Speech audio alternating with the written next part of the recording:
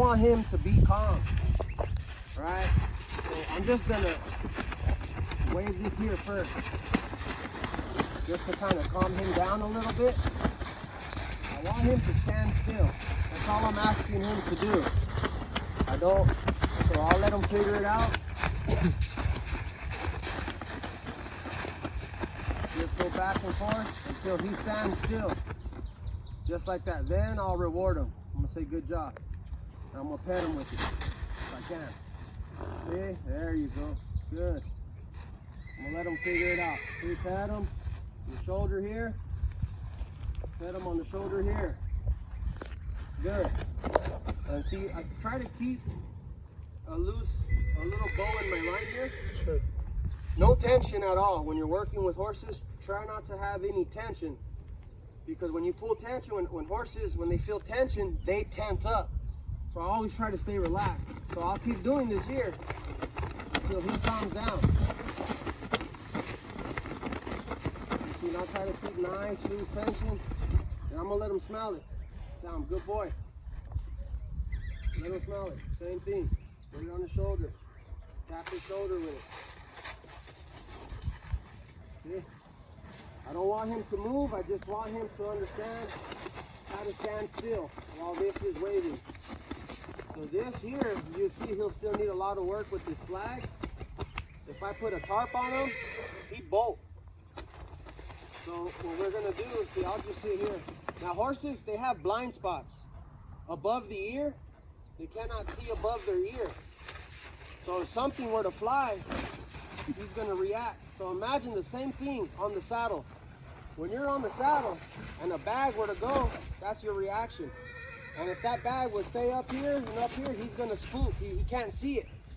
So he's gonna automatically go back into his prey instincts, which is fight or flight, right? He's gonna be reactive, not responsive. So this here is gonna teach him just to stand still and to kind of use his brain to understand that this little flag's not gonna hurt him, right? Because this is unnatural to a horse. But the more we do it, the more consistent it becomes natural. And then we just pet him so he understands how it feels. And then underneath, this is another blind spot. Horses cannot see underneath the head here. See? So we do this. And we go over. And all I want him to do is stand still. Now I'm going to let him smell it. And then I'm going to pet him. Look at him. Good boy. You have to always reward the horse when he does something right.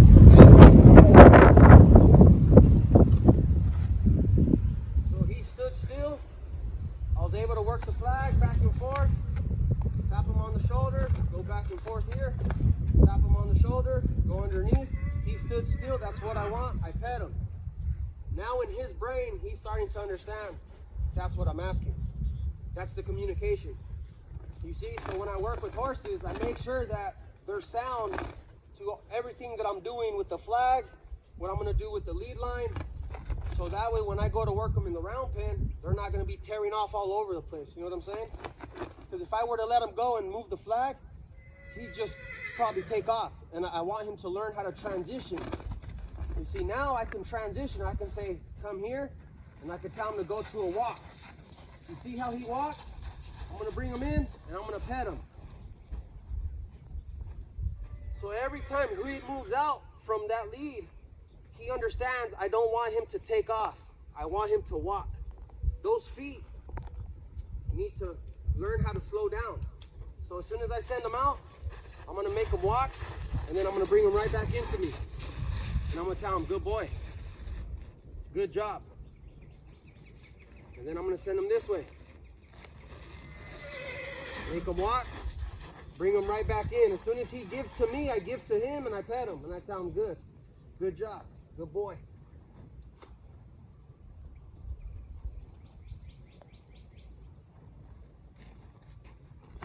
Go back to this. Keep him nice and calm.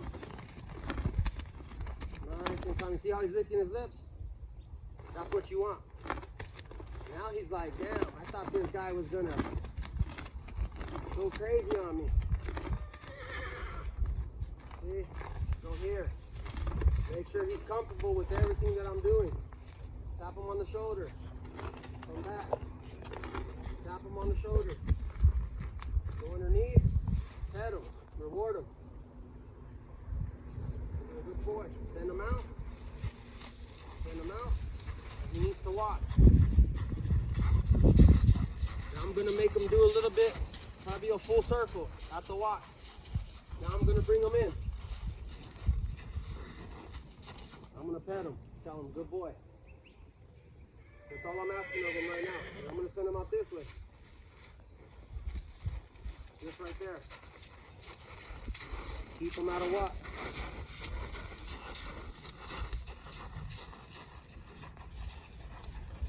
Because he's reactive, we need to teach him how to slow things down.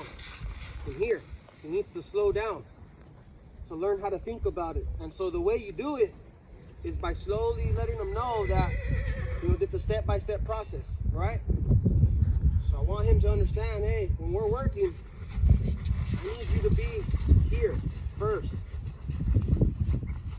at the walk.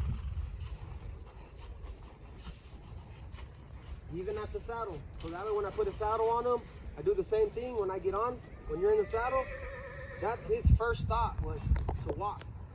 But when you teach them to be, if they're reactive and we don't correct when they're reactive, they're gonna do that every time. Now pet him. Now, good boy. And I'm gonna go back to this, see?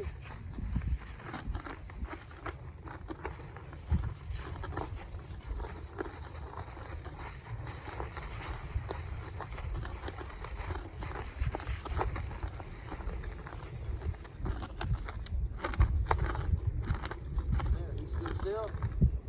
That's good. Get him on the shoulder. No. I'll just keep doing this until he stands still.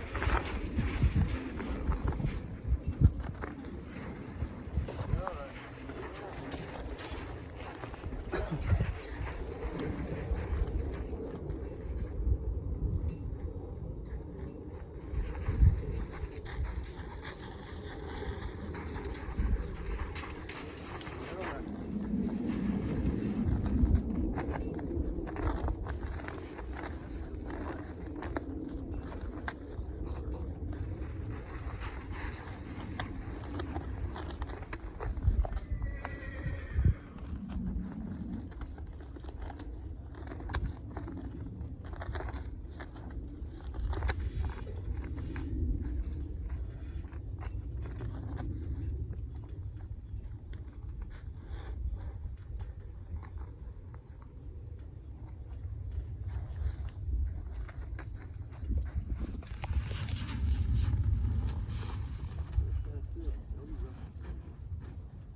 Yeah, I'll always go back to the basics. So if I'm teaching him this, I can work him in the round pen, but I always come back to this because I want to see if he's going to either still be reactive or if he's going to calm down and be think about it, right? So I always come back to that, even when I send him out. I'm going to send him out. He walks. And I just slowly build him up from there. I don't want to put too much on him because if he's still reactive, perfect. See, and I'll do this again to make sure that it's clicking in his brain.